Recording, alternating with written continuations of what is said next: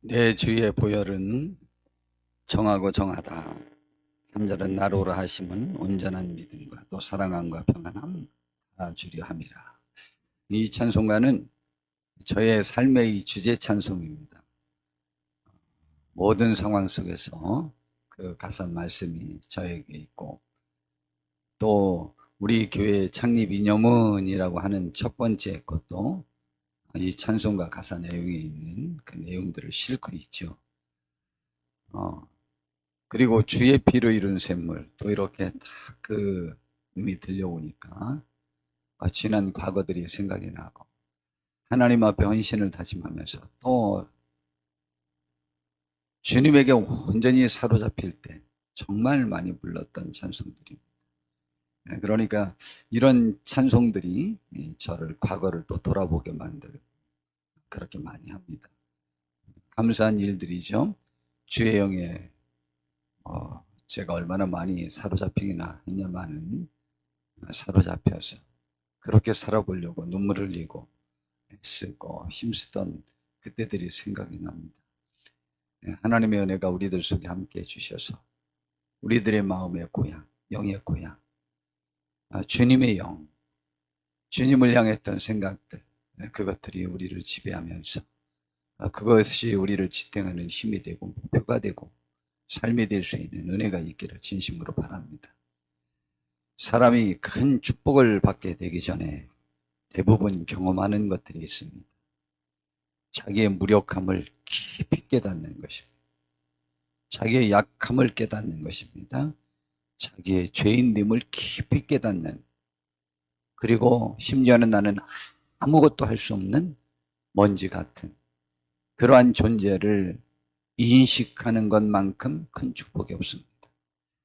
그런데 그렇게 내가 죄인이고 내가 정말 못났고 부족하고 연약하고 아무것도 할 수 없고 존재 가치조차 없구나라고 크게 인식하는 사람들일수록 거의 대부분은 그분들의, 그 사람들의 삶이 타인과 비교할 때 압도적으로 뛰어난 사람들일 가능성은 굉장히 많다는 데에 참 역설적인 현상입니다. 이상스럽게 정말 많은 것이 뛰어난 사람들, 예를 든다면 도덕적, 윤리적, 법은 거기에는 기준이 되지도 않죠. 그 다음에 어쩌면 신앙적, 그뿐만이 아니고 실제적인 삶의 역량, 모든 것들이 뛰어난 사람들이 오히려 깊이 나 자신의 무가치함, 연약함, 죄인됨, 더러움, 무능함을 깊이 깨닫고 탄식하는 그러한 경우가 많죠. 정말 신기한 일입니다. 이러한 의식을 표현하는 사람들 중에 굳이 말하면 정말 사람답지 못한 사람들이 그러한 표현을 한 경우는 역사적으로 거의 없지 않습니까? 근데 오히려 역사적으로 위대했던 사람들의 고백 속에서 오히려 그런 고백이 많은 것. 참 감사한 일이죠. 바로 그러한 사람들이 복 있는 사람들. 내가 죄인임을 인식하게 되는 것으로부터 시작되는 그 축복은 보통 큰 것이 아닙니다. 요즘 우리가 베드로를 중심으로 해서 살펴보고 있습니다. 베드로는 갈릴리, 가버나움 그쪽 지역에서 이렇게 살고 있었던 사람입니다. 그리고 그는 갈릴리 호숫가에서 대단히 뛰어난 어부였을 것입니다. 그리고 배도 있고 또 결혼도 했고 모든 생활에 있어서 사실은 학문이 많지 않을 뿐이지 뛰어난 사람이었습니다. 자기 삶에 있어서는 전문가적 삶을 살고 있었던 사업자죠. 그런 삶을 살고 있었던 사람이었습니다. 그 베드로가 고기 잡는 그 현장에 예수님이 오셨습니다. 그런데 지난밤에 하나님의 섭리라고는 전 생각합니다. 예수님이 계획하시고 그렇게 역사하신 거죠. 그 고기를 그렇게 잘 잡던 베드로가 자기 역량을 다하여 최선을 다해서 밤새도록 수고했지만 한 마리의 고기도 잡지 못하는, 그것도 기적이죠. 그러한 기적이 일어났어요. 그래서 허탈한 마음으로 배와 그물을 정리해 놓았는데 마침 예수님께서 거기로 오셨는데, 예수님에 대한 소문이 한창 막 일어날 때라 무리가 함께 했습니다. 왁자지껄한 그들 속에서 말씀을 전하기가 예수님께서는 불편하시니까 해변가로 오셨다가 예수님이 베드로의 빈배를 좀 이용해서 설교하기를 원하셨습니다. 그랬는데 베드로가 선뜻 그 배를 빌려준 거예요. 그래서 예수님이 그 배를 타고 베드로에게 요구했어요. 조금 띄워달라고. 그래서 이제 설교하기 적당한 그 위치에 서서 사람들 전체에 사방에 둘러싸여서 뭐 이렇게만 말씀하시고 저렇게 하는 것이 아니고 이렇게 저처럼 강단에 서서 저를 모두 바라볼 수 있는 가장 좋은 위치에서, 또 해변가는 아무래도 조금 언덕이 될 테니까 바다는 조금 낮고 이렇게 하면 목소리가 저 그쪽으로 한국으로 가기에 또 좋은 여건 속에서 말씀을 잘 전하셨어요. 그리고는 깊은 데로 가서 그물을 한번 내려보라고 그러잖아요. 베드로가 말했습니다. 선생님, 우리가 밤이 새도록 고기를 잡았지만 한 마리도 못 잡았어요. 그랬더니 그랬냐? 그러면은 한번 그래도 내려봐라. 그랬더니 그랬지만은 내가 선생님의 말씀에 의지한다는 것은 믿음을 갖고 혹은 그렇게만 하면 뭐가 될 것 같으니 아니고, 사실은 저 표현은 그냥 선생님의 말씀이니까 제가 참 존경스럽고 오늘 말씀 들은 것도 너무 은혜가 되어서 제가 선생님의 말씀에 거역할 의사가 없습니다. 전 잡을 생각으로는 안 가지만 한번 내려는 보겠습니다. 왜냐하면 어부상식으로 그것은 전혀 잡힐 수 없는 요구였기 때문이었습니다. 그래서 내렸더니 웬걸 그물이 찢어질 만큼 많이 잡혔고, 그때 베드로의 동업자고 그 이웃에 같이 살면서 함께 고기잡이 하는 그 동료인 야고보와 요한도 배가 있었어요. 요한의 집은 괜찮은 집안이죠. 더 베드로보다는. 나중에 알고 봤더니. 자, 그런데 그 두 배에 고기를 가득 채울 만큼 많이 잡혔습니다. 그때 베드로가 보인 반응입니다. 오늘 본문인데 그 고기를 보는 순간 우리 성도님들은 어떻게 생각하시겠습니까? 오늘 행제했다는 생각이 있겠습니까? 근데 베드로는 행제니 뭐니 이거 아마 2, 3일 이상 잡아야 될 고기를 한 번에 잡은 거거든요. 2, 3일이 뭐예요? 가득 차서 배가 잠길 정도니까 3, 4일, 5일에 잡아야 될 고기를 하루에 잡아버린 거예요. 한 번에. 그때 베드로는 행제라고 생각할 정도의 충격을 받은 게 아닙니다. 이건 뭐 엄청난 충격을 받는 거예요. 베드로 편에서 볼 때는 이것은 세상 그 누구도 불가능한 일을 예수님이 지금 하신 거예요. 자기가 어부로서 가장 자부심이 있었던 사람인데 이것은 세상에 누가 와도 이건 불가능하다. 굳이 말하면 지금 로마 황제가 와도 이건 불가능하고 세계 1인자 어부가 와도 이건 불가능하다. 이거는 어떠한 것으로 불가능한 일이다 라는 것을 깨달은 거죠. 그 순간 예수님이 달리 보였던 겁니다. 그냥 하나님의 말씀을 전하는 사람이 아니고 저분은 신적 권능이 있는 분이라는 인식이 느껴진 것이죠. 그 순간에 베드로는 두렵기 시작한 거예요.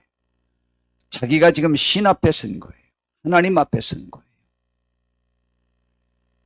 이 세상에서 하나님 앞에서 당당할 수 있는 사람은 한 명도 없습니다. 그냥 한마디로 말하면 성경은 하나님을 보면 누구나 다 죽는답니다. 왜냐하면 하나님은 죄가 전혀 없는 거룩한 분이기 때문에 죄 있는 우리는 하나님을 볼 수도 없고 직접 이렇게 대면할 수가 없다 이 말이죠. 그래서 보면 죽는다고 성경은 나와 있습니다. 불가능한 것이죠. 그런데 지금 베드로는 자기가 그 하나님 앞에 선 것 같은 그러한 공포감 혹은 경외심, 떨리는 마음 혹은 감격 뭐 이런 것을 느낀 거죠. 그래서 그때 베드로가 그 사건을 접하자마자 바로 보인 반응이 있습니다. 시몬 베드로가 이를 보고 보자마자 이제 배는 이렇게 끌고 왔죠. 끌고 오고 나오자마자 바로 첫 번째 고기 쳐다보는 전혀 쳐다보지 않습니다. 고기와 앞에 그득 찬 것 전혀 흐뭇하지도 않습니다. 지금 그러한 정도를 완전히 뛰어넘은 거죠. 그가 예수의 무릎 아래에 엎드렸습니다. 이거는 뭐 지금 더 낮아질 수 있는 그 자세를 취할 수 있는 것이 있다면 베드로는 그것을 취하였을 것입니다. 그래서 예수의 무릎 아래에 엎드렸어요.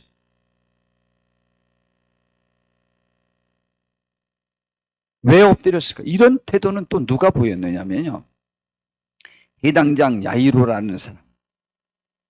그 사람이 자기 딸이 12살이었는데 지금 불치병에 걸려서 지금 죽게 되었습니다. 그러자 예수님께 와서 도움을 청할 때 해당장이면 그때 지금으로 치면 해당장이 뭐냐면 예루살렘에는 성전이 있잖아요. 근데 성전에서는 제사, 의식 이런 것을 행하는 것이고 해당은 뭐냐면 그곳에서 성경을 배우는 곳이에요. 구역 예배 드리는 곳 같다고 할 수 있고 지교회라고 할 수도 있는데 여하튼 제사는 집전하지 않아요. 거기에서는 하나님의 말씀을 전하면서 교제하는 거예요. 그런데 그 당시에 대제사장과 많은 무리들이 예수님을 싫어했잖아요. 죽이려고 했잖아요. 그런데 해당장이 그래도 대제사장의 영향력이 가장 많죠. 그런데 해당장이 예수님에게 이렇게 한 것은요 파격적입니다. 해당장인 야이로라는 사람이 와서 예수의 발 아래 엎드려 아주 겸손한 자세를 보인 거죠. 그리고 당신을 내가 존경합니다. 그리고 높입니다. 당신은 귀한 분입니다. 라는 인식을 갖고 그것을 표현을 한 거죠. 여러분, 우리 하나님 앞에는 그런 자세가 중요합니다. 그런데 사실은 하나님에게뿐만 아니고 종들과 지극히 작은 자에게도 우리는 하나님 대하듯이 대하라고 하니까, 주님 대하듯이 대하니까 우리는 모든 사람에게 겸손하셔야만 합니다. 그런데 저 해당장 야이로가 그렇게 엎드려서 우리 집에 좀 와주실 수 있겠습니까? 라고 요구한 거죠. 그 딸 좀 고쳐달라고. 고쳐줬잖아요. 저 겸손한 자세. 그리고 두 번째 베드로가 보인 그 자세가 뭔지 압니까?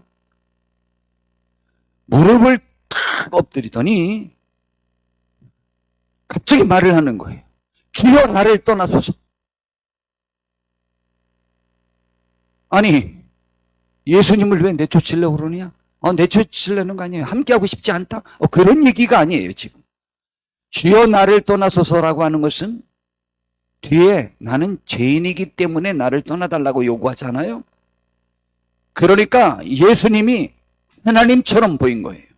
신처럼 보인 거예요. 신 앞에 내가 섰으니 나는 당신 앞에 서 있기에 감당할 사람이 되지 못합니다. 라는 표현이에요. 제가 어떻게 감히 주님과 견주어서 내가 대화를 할 수 있고 그 앞에 내가 있을 수 있겠느냐? 라는 말입니다.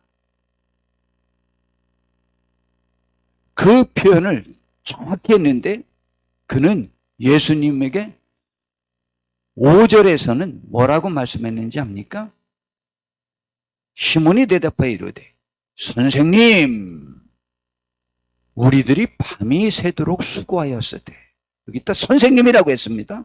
선생님도 그때 존경하는 랍비어라고 하는 존경하는 그런 표현 아닙니까? 굉장히 존중하는 요즘도 우리 굉장히 존경하는 사람을 선생님이라고 그러잖아요. 그래서 그것이 남들이 비꼬기도 하고 욕하기도 하는 호칭이 되어버렸잖아요. 우리 싫어하는 사람들 편에서. 그러나 그분을 지지하고 존경하는 분들에게는 다른 표현보다 우리 김대중 선생님께서라고 표현하잖아요. 그게 어쩌면 대통령다움으로 어쩌면 대통령보다 더 영원히 존중될 대상이라고 할 때 선생이라는 표현을 씁니다. 선생님 저것도 굉장히 존중하는 표현이거든요. 근데 지금 선생님이에요. 선생님은 사람 중에 가장 뛰어난 존중할 만한 내가 존경하는 그런 대상인 거죠. 그런데 오늘 8절에 봤더니 나를 떠나소서 하기 전에 뭐라고 불렀냐면 주여 라고 불렀어요. 주여 나를 떠나소서. 저것은 큐리오스라고 하는 헬라어로 단어인데 그거는 주여라고 하는 뜻입니다. 그런데 저 단어는요 구약 성경에서도 주님이라고 표현을 쓰는 적이 있었거든요. 구약 성경에서 히브리어로도 기록이 되었지만 그것이 헬라어로 번역된 성경을 갖다가 70인역이라고 그러거든요. 70인역에 구약 성경에 나와 있는 주님 할 때도 저 큐리오스를 써요. 신약 성경에서도 마찬가지고 이것은 누구냐? 하나님이여 라는 말입니다. 하나님이라는 뜻입니다. 그래서 주님이라는 말입니다. 주여 하나님이여 라는 말이에요. 5절에서는 베드로가 예수님에게 선생님이라고 말했죠. 근데 주라고 하는 말은 그런 뜻이죠. 그래서 이것은요 지금 베드로의 예수님에 대한 시각이 완전히 바뀌었음을 말해주고 있는 것입니다. 지금 사람으로서는 혹은 정상적인 방법으로는 절대 불가능한 양의 고기가 잡힌 것은 예수님을 신, 곧 하나님이 아니면 할 수 없는 일이라는 확신을 갖게 된 것입니다. 그래서 예수님을 높이고 경외하는 마음으로 그를 표현한 것입니다. 주여라고요. 주여. 그리고는 한 말이 지금 나를 떠나소서 라고 말합니다. 주님이요 나를 좀 떠나소서. 이 말은 지금 나는 당신과 같이 하고 싶지 않습니다 라는 표현이 아니라니까요. 겸손한 마음으로 나는 주님과 같이 할 사람이 못 되는 부족한 사람이니까 나를 떠나달라는 말입니다. 나는 주님과 비교하면 죄인이니까 베드로의 자신으로 인하여 주님의 격이 떨어져서는 안 되니까 나를 떠나달라고 구한 것입니다. 주님을 대면하고 있는 것만으로도 죄송하고 송구스럽다는 말입니다. 참 이런 마음이 그 즉시로 드는 것은 베드로가 어부지만 얼마나 경건하고 훌륭한 마음의 소유자임을 알 수 있습니다. 그리고 사실을 빨리 인식하고 그것을 바로 인정할 수 있고 그리고 그것을 실천에 옮길 수 있는 한 사람이라는 것을 알 수 있습니다.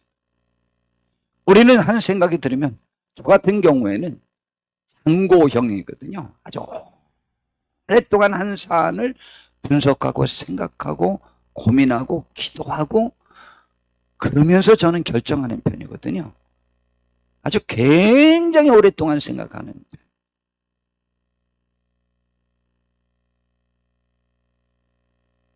그런데 베드로는 판단력도 빠르고 지금 모든 상황을 비교해서 자기가 어떤 위치라는 파악도 빠르고, 그리고 그때 자기가 무엇을 할지에 관한 그 결단력도 빠르고, 시행력은 뭐 너무 빨라 문제죠. 항상 아주 빠르는 뛰어난 사람임을 알 수 있습니다. 그러면서 나를 떠나소서라고 그랬던 것이죠. 어떤 백부장이 사랑하는 자기 종을 고쳐주러 예수님이 오실 때에도 너무 송구스러워서 말씀만 하시면 된다고 하는 말도 같은 의미입니다.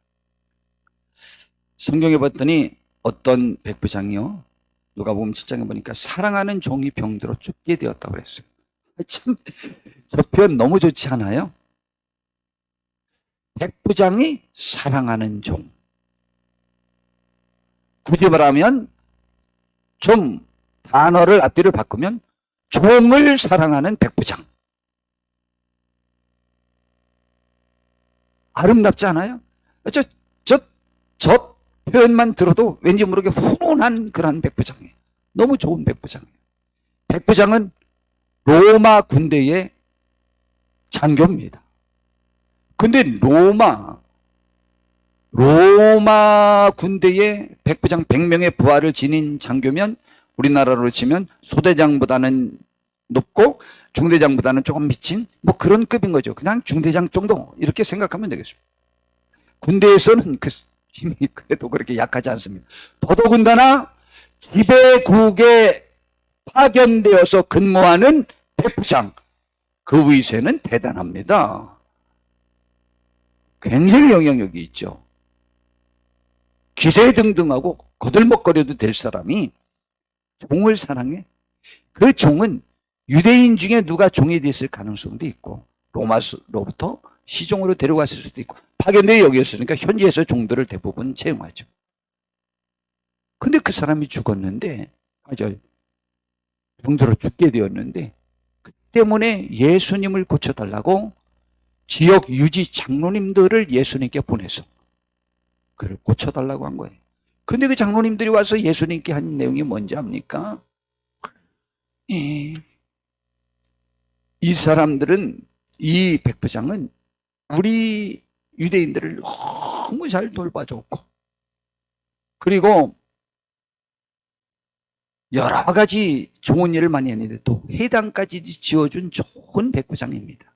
그러니 와서 그의 요청을 좀 들어주는 것이 제가 볼 때는, 저희들이 볼 때는 합당한 일인 것 같습니다. 라고 해서 요청을 내서 예수님이 가고 있는 중이에요. 그래서 예수님이 가겠다. 근데 그 집이 멀지 않아서 가려고 그랬는데 백부장이 예수님이 오신다는 소식을 듣고는 지금 친구들을 또 보내가지고 이렇게 말을 전하라고 했습니다. 주여, 거기 또 주라는 말을 사용합니다. 주여, 수고하시지 마옵소서. 내 집에 들어오심을 나는 감당하지 못하겠나이다. 우리가 우리 집으로 들이지 못하는 이유가 뭐죠?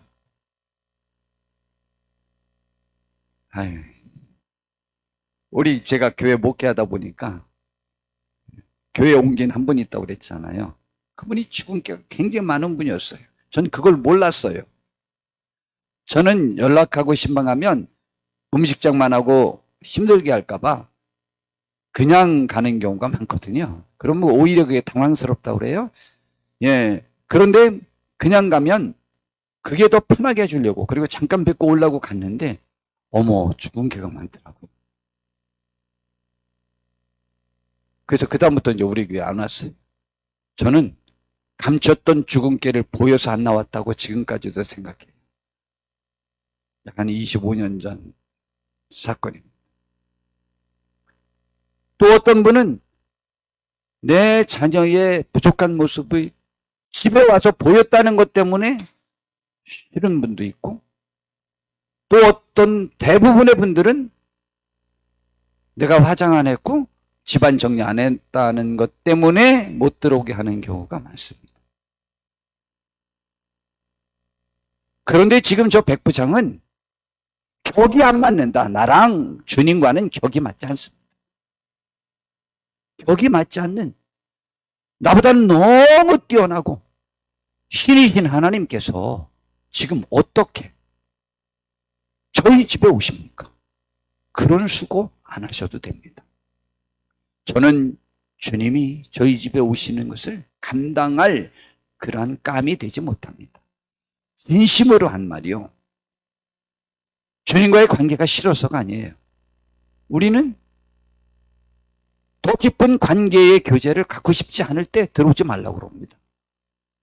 그리고 그런 것들이 노출되는 것을 싫어해서 들어오지 말라고. 그러나 지금 베드로가 나를 떠나소서라고 하는 말이나 저 백부장님 한 말은 같은 말인 거죠. 그랬더니 예수님께서 저희 내가 주께 나아가기도 감당하지 못할 줄을 아나이다. 그냥 말씀만 해서 하인을 낫게 하는데 또 설명을 부가 설명을 또 이렇게 했어요. 나도 장교로서 남의 수하에 든 사람이요 내 아래에도 병사가 있으니 내가 명령하는 대로 그들은 다 합니다. 내가 종들은 명령합니다. 그러니 저에게도 주여 명령만 하옵소서. 그리하면 낫겠나이다. 나는 주님의 종입니다. 종으로 받아주시고 나에게 명령하십시오. 그런 말입니다. 나는 주님을 감당할 수 없습니다. 야, 우리들에게도 이런 마음이 항상 주님 앞에 있었으면 좋겠습니다. 그랬더니 예수님께서 그를 놀랍게 여겨서 돌이키시고 그 따라오는 무리들에게 말했습니다. 내가 너희에게 이르노니 이스라엘 중에서도 이만한 믿음을 만나보지 못하였다 라고 이렇게 칭찬을 하셨습니다. 여러분, 우리가 주님을 진심으로 주님이라고 부르고 주님이라고 부르는 이상 그분 앞에 그분을 그렇게 높이는 그러한 심정이 있는 복된 분들 되길 바랍니다. 주님께 칭찬 들을 수 있는 믿음 갖는 것 얼마나 좋겠습니까? 그렇게 주님 베드로가 한 말이 그러한 뜻인 거죠. 세례 요한도 자신과 예수님을 비교하여 한 말도 같은 말입니다. 참, 다 이런 말은 누가 하느냐? 뛰어나고 훌륭한 사람들이 한단 말이죠. 남들이 세례 요한에 대해서 당신이 메시아냐? 예수님은 누구냐? 라고 물었을 때 세례 요한이 자신과 예수님을 비교해서 말한 겁니다. 누가복음 3장에 봤더니 요한이 모든 사람에게 이렇게 대답했어요. 나는 물론 너희에게 세례를 베푸는데 나보다 능력이 많으신 이가 오신다. 나는 그의 신발끈을 내가 풀어드리기도 감당하지 못할 존재다. 나로서는 그분과 근접할 수도 없는 사람이다. 근데 이 세례 요한은 자기가 세례를 줬잖아요. 그랬는데도 불구하고 아이고 저 예수 내가 세례를 줬는데 많이 컸네? 뭐 이런 의식이 있는 게 아니에요. 이미 세례 줄 때부터 그분은 하나님의 아들이라는 걸 세례 요한은 알았어요. 그러나 하나님이 하시는 일을 이루기 위해서 자기가 세례를 베풀었을 뿐이에요. 예수님이 오셨을 때도 그 말씀을 드렸잖아요. 여러분 이 세례 요한의 이 자세 그것이나 그 백부장의 표현이나 이 예수님의 저 베드로의 표현이 같은 말입니다. 나를 떠나소서. 내가 감당하지 못하겠나. 우리들의 마음속에 주님을 이렇게 존중하는 귀한 마음이 있길 바랍니다. 그 다음에 세 번째 베드로가 한 말이 있습니다. 나는 죄인으로서이다. 왜 떠나야 되느냐? 나는 죄인이라는 거예요. 사람은 언제 내가 잘못한 죄인임을 깨달을 수 있을까요? 우리는 우리 자신이 언제 죄인임을 깨달은 적이 있나요? 기억나십니까? 내가 잘못됐구나. 내가 죄인이구나. 라고 언제 무슨 이유로 그렇게 생각이 되었나요? 사람들을 살펴보니까 어느 때 내가 잘못된 사람이라고 인정하느냐 가장 많은 때는 변사또가 잘못됨을 인식해서 별벌 떨었잖아요. 그래서 우리 흔히 옛말로 내가 내 죄를 알렸다 라고 사또님께서 죄의 증거와 그 벌의 형량을 거의 아는 상태에서 지금 이놈아 내가 내 죄를 알렸다 하면서 나에게 법 집행을 지금 할 수 있고 나를 구속시키고 나를 죽일 수도 있는 힘 앞에서 그제서만 사람들이 내가 죽을 죄를 졌습니다, 살려주시옵소서. 그런데 그때 그러는 사람일수록 죄가 증명이 되고 나에게 죄의 징벌을 가할 수 있는 능력이 없는 사람이 했을 때는 잘못했다고 안 합니다. 너 까불어? 하고 오히려 또 죽이죠. 힘 앞에의 굴복일 뿐입니다. 존경이 없어요. 그건 전혀 존경이 아니에요. 자기 잘못을 인정하지 않아요. 그러나 인정은 그때 하더라. 죄가 밝혀지고 또 내 죄에 대해 징벌할 수 있는 대상 앞에서만 내 죄를 인정하는 경우가 많습니다. 그리고 정반대의 사람들이 있습니다. 지금 베드로나 그런 사람들이죠. 하나님의 어무야심과 거룩성 때문에 우리가 아무리 깨끗하다 하더라도 그분 앞에 서면 당연히 우리의 연약함과 죄악이 보이는 사람이 복 있는 사람입니다. 아까도 서두에 말씀드렸지만 놀라운 사실은 죄인임을 인식하는 사람들은요, 정말 놀라운 사실은 가장 죄가 없고 모든 것에 뛰어난 사람일수록 자기의 죄 인식이 굉장히 예민합니다. 놀라운 사실입니다. 여러분, 우리는 항상 주님 앞에서 죄인임을 인식하셔야만 합니다. 이사야 선지자도 그랬습니다. 이사야 선지자가 부름받는 장면이 이사야 6장에 나와 있습니다. 그가 성전에 하루는 들어갔는데 환상 중에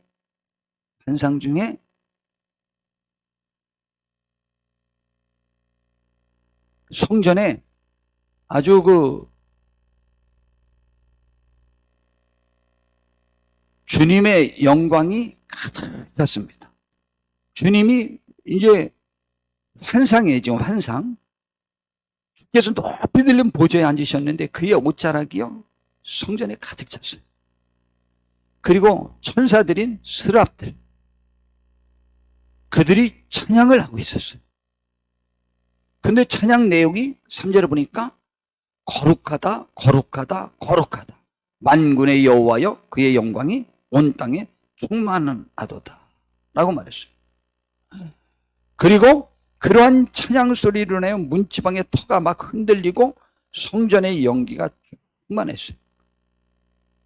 그것을 환상 중에 보고, 환상 중이긴 하지만 그 현상을 봤을 때에 이사야 선지자에게 들은 첫 번째 생각입니다. 신기하다가 아니에요. 화로다. 내가 망하게 되었다.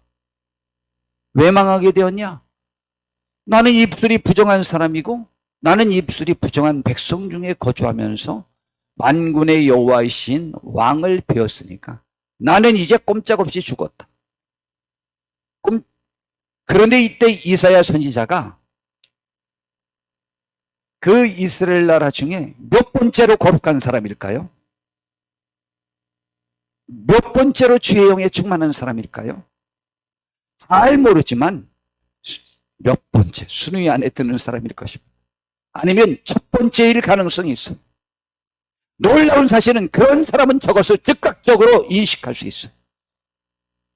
우리도 예민하게 주님과 나를 매번 비교할 수 있는 사람들이 되기를 바랍니다. 그 나보다 더 죄 짓는 사람 비교하면서 난 저 사람보다는 훌륭하고 저 사람보다 훌륭하고 그러니까 나는 뭐 잘못한 게 없어 이렇게 인식하는, 저도 자주 그러잖아요. 그러면 남이 상처받습니다.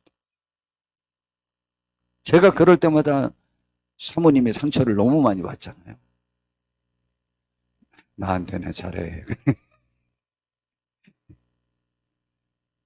이게 상처받죠.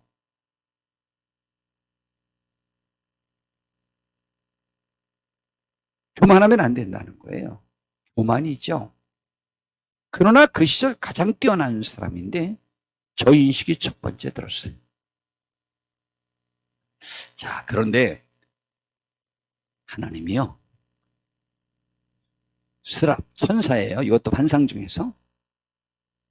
여기 제단에 불이 항상 펴 있거든요. 그 숯을 그 천사가 손에 가지고 그 이사야에게 날아와서는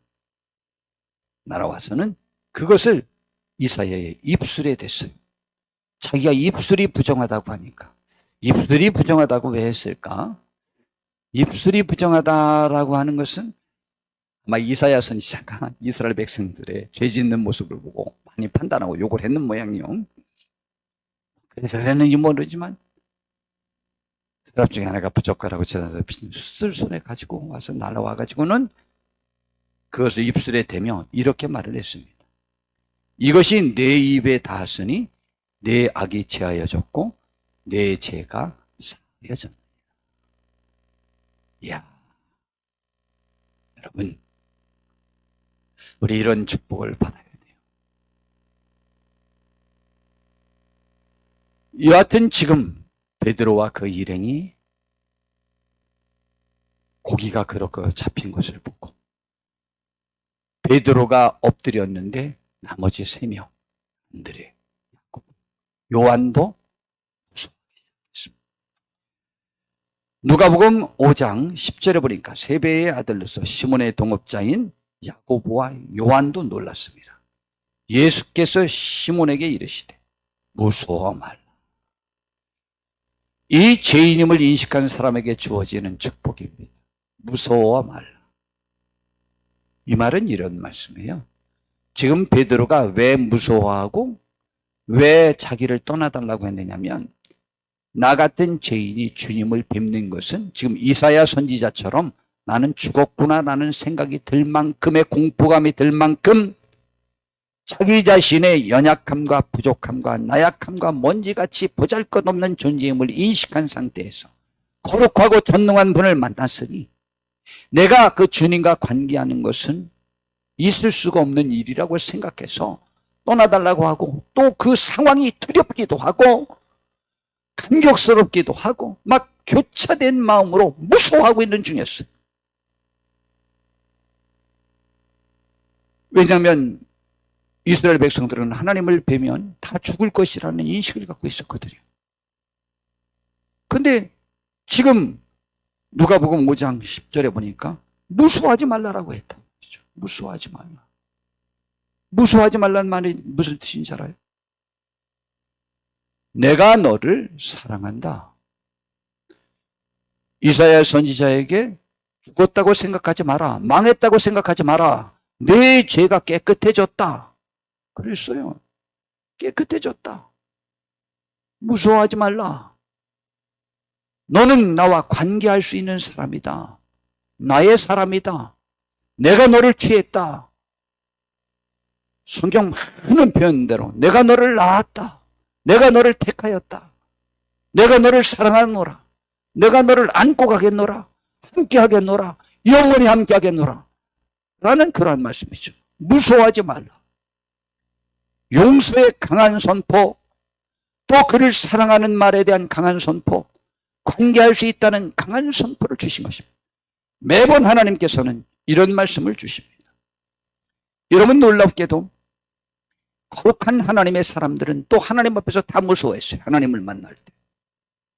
누가복음 1장에 보니까 사가랴라고 하는 제사장이 성전에서 그 주의 일을 하다가 제사를 드리다가 천사를 만났죠. 그리고 아기 못 낳는 자기 부인 엘리사벳이 임신할 것이라고 했고 그가 세례 요한이라는 사람이고 어떠한 일을 할지에 관해서 예언했습니다. 그때 이 사가랴도 역시 무서워했습니다. 누가복음 1장 11절에 보니까 그 천사들을 보고 12절에 사가랴가 보고 무서워하니 천사가 사가랴에게 13절에 말하기를 무서워하지 말라. 네 기도가 응답되었다. 귀한 말씀이죠. 마리아, 예수님의 어머니 마리아. 처녀인데 임신할 것이다. 그리고 어떠한 사람이 될 것이라는 예언을 했습니다. 그때 누가복음 1장 28절에 보니까 주께서 너와 함께한다. 천사가 와서 말했더니 처녀가 그 말을 듣고 놀랬습니다. 이런 인사가 어찌함인가 생각하여 천사가 마리아에게 말했습니다. 무서워하지 말라. 내가 하나님께 은혜를 입은 사람이다. 겸손하게 하나님 앞에 자기의 무력함과 연약함을 깨달은 그 사람들. 누가복음 1장 30절에 천사가 이르되 마리아여 무서워하지 말라. 내가 하나님께 은혜를 입었느니라. 라고 이렇게 말했습니다. 예. 또 예수님의 탄생 소식을 전한 천사들로부터 그 소식을 들은 목자들에게도 그 천사들이 누가복음 2장 9절에 보니까 무서워했어요. 그러자 천사가 이르되 무서워하지 말라 라고 말했어요. 무서워하지 말라라고 하는 것은 너희들은 은혜 받은 사람이다, 복된 사람이다라는 것을 전한 거죠. 베드로, 야고보, 요한이 마태복음 17장에 보니까 변화산에 올라가서 변하신 예수님을 봤잖아요. 그때 하늘에서 막 소리가 났습니다. 이는 내 사랑하는 아들이요 내 기뻐하는 자니 너희는 그의 말을 들을지. 막 하나님의 음성이 막 들었을 때에 제자들이 듣고 엎드려서 심히 두려워했어요. 그랬더니 예수님이 말씀하셨어요. 그들에게 손을 대시며 이르시되 일어나라, 무서워하지 말라. 여러분, 주님을 경외하고 두려워할 자를 마땅히 두려워하고 높일 자를 높이는 이러한 자세를 지닌 이들에게 하나님의 응답은 무서워하지 말라. 그들을 높여주셨다는 사실입니다. 그리고 귀한 사역을 그들에게 부탁하죠. 놀랍지 않습니까? 이제 말씀을 이렇게 마무리해 보려고 합니다. 자유의 축복을 깨달으며 깨달을 수 있는 사람은 누구일까요? 예속되었던 국가적 운명으로 큰 고난에 있었던 국민들이거나 나약함과 제약으로 인하여 큰 압박에 있었던 사람들일 것입니다. 그래서 주님은 우리에게 말씀하시기를 진리를 알지니 진리가 너희를 자유케 하리라고 말씀하신 것입니다. 유대인들은 이 말을 거부했죠. 우리는 죄인이 아니다. 근데 왜 그런 말을 하냐? 라고 말했지 않습니까? 진리는 나 자신과 인류 모두를 괴롭히고 예속하고 파괴하는 죄의 문제를 하나님이 그 아들 예수님을 대신 죽게 하심으로 우리를 죄에서 해방하신 것입니다. 그것이 진리죠. 그 진리를 아는 것, 이것이 우리를 자유케 하는 것이죠. 이것을 깨닫고 누리는 것이 진정한 자유인 것입니다. 베드로는 고기잡이 현장에서 행하신 예수님의 이적을 통하여 자신의 경험과 기술과 상식을 뛰어넘는 신적 권능을 체험했습니다. 그 순간 그가 얼마나 작으며 연약한 존재인지와 예수님의 범접할 수 없는 권위 앞에서 죄인됨을 인식할 수밖에 없었습니다. 그 순간 베드로는 주님 앞에 엎드려 주여 나를 떠나소서 나는 죄인이로소이다라고 외치며 울부짖을 수밖에 없었습니다. 이러한 베드로에게 이제 참 자유가 찾아왔습니다. 주님은 베드로에게 무서워하지 말라고 말씀하십니다. 이 말씀은 넌 죄인이 아니다. 넌 이제 다른 사람을 너와 같이 연약함과 죄악에 있던 사람들을 자유케 하는 구원의 사역인 사람을 낚는 어부가 될 것이라고 말씀하신 것입니다. 진정한 자유는 우리를 구원하신 예수님의 권위 앞에 우리의 연약함을 내려놓고 그 주님을 마주할 때만 찾아오는 것입니다. 오늘이 바로 우리에게 자유와 구원을 선포하기 위하여 기다리고 계신 사랑과 권능의 주님을 만나서 참 자유의 사명을 깨닫는 우리 모든 분들이 다 되시기를, 모두 되시기를 진심으로 바랍니다. 하나님 은혜가 저와 우리 모두에게 오늘 이 은혜가 임하기를 바랍니다. 주여 나를 떠나소서 나는 죄인이로소이다 라고 엎드리면 주께서 무서워하지 말라. 내가 너와 함께 하겠다. 그리고 부탁인데 이 자유를 전하는 세상을 구원하는 나의 사역자가 되어줄 수 있겠냐라고 요구하게 되지 않습니까? 베드로는 또 거기에도 또 응답하죠. 하나님의 은혜가 오늘 저희 모두에게 함께 하시기를 진심으로 바랍니다. 기도하겠습니다. 주님, 우리가 매우 연약한 사람들입니다. 주님이 우리를 부르시니 이보다 더 감사한 일이 어디 있겠습니까? 하나님의 은혜가 우리를 이끌기에 부족함이 없도록 주여 역사하여 주시옵소서. 예수님의 이름으로 기도드렸습니다. 우리 교회 소식 전합니다.